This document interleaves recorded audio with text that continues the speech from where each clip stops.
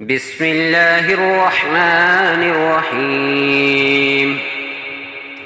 اللهم يا ذا المن ولا يمن عليه، يا ذا الجلال والإكرام، يا ذا الطول والإنعام، لا إله إلا أنت زهر اللدين وجار المستجرين وأمان الخائفين.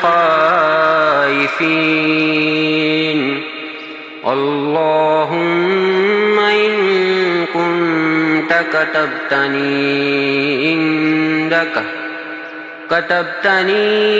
عندك في أم الكتاب شقيا أو محروما أو مطرودا أو مكترا علي في رزقي، فامح اللهم بفضلك شكاوتي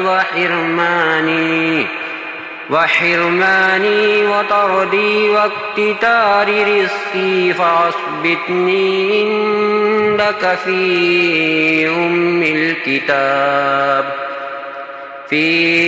أم الكتاب صيدا مرزوقا موفقا للخيرات، فإنك قلت وقولك الحق في كتابك المنزل على لسان نبيك المرسل. يمحو الله ما يشاء ويثبت وعنده أم الكتاب.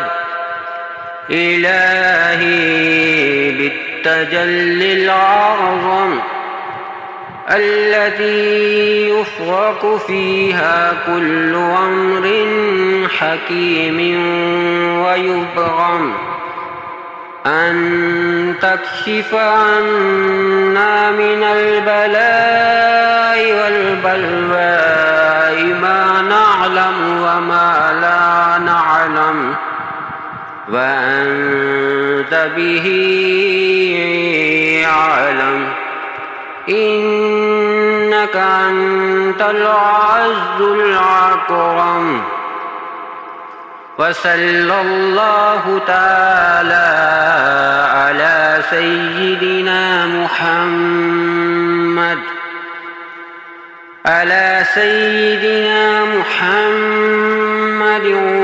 وعلى آله وأصحابه وسلم، والحمد لله رب العالمين.